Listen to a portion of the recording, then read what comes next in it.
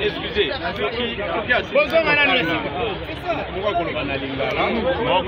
Nationaux révolutionnaires, membres de l'Union sacrée de la nation. Nous, députés nationaux révolutionnaires, membres de l'Union sacrée de la nation, ayant suivi ce 3 novembre 2022 le message d'éveil patriotique lancé par notre président de la République, chef de l'État et commandant suprême de nos forces armées, en rapport avec l'agression inadmissible et injuste que subit notre pays de la part du Rwanda, appuyé par des puissances occidentales bien connues.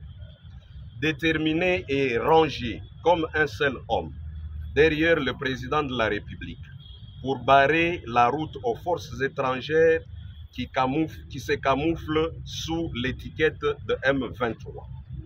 Révoltés et mobilisés, tous, pour repousser les agresseurs de notre pays en dehors du territoire, qui se complaisent qu'à des déclarations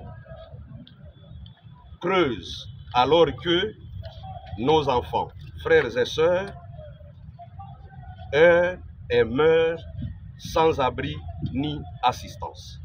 Recommandons ce qui suit à tous les jeunes et patriotes de toute la République d'être vigilants, de s'enrôler massivement dans l'armée, de braver la peur et de dresser nos fronts pour accompagner nos forces armées qui sont sur la ligne de front en vue de combattre les agresseurs et les mettre en déroute jusqu'à leur dernier retranchement.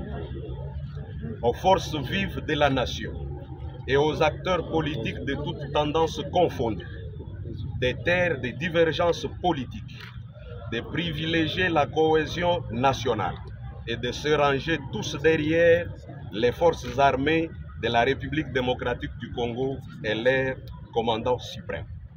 Au gouvernement de la République de ne ménager aucun effort afin de doter notre armée des moyens conséquents en veillant sur la traçabilité et la transparence, d'identifier et punir sévèrement tous les traîtres qui œuvrent au sein de notre armée et qui ne cessent de jouer le jeu de l'ennemi, de n'envisager aucune intégration des ennemis de la République dans les institutions de la République, y compris l'armée.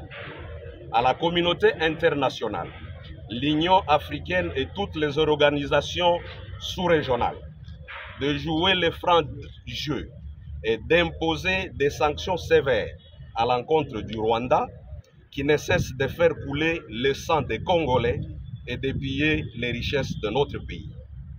Que nos compatriotes des provinces du Nord Kivu, de l'Ituri et du Sud Kivu ne perdent pas espoir.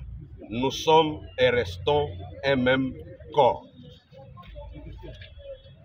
En notre qualité d'élus légitimes du peuple et de défenseurs attitrés de l'intégrité territoriale de notre pays, prenons le ferme engagement de nous déployer dans les heures qui suivent à travers nos 26 provinces pour une mobilisation tous azimuts en vue de pérenniser les idées contenues dans la dernière adresse de son Excellence, Monsieur le Président de la République, chef de l'État, Félix Antoine Tshisekedi Tshilombo.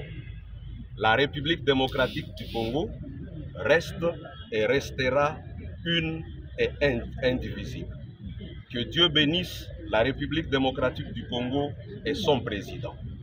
Fait à Kinshasa le 5 novembre 2022, je vous remercie.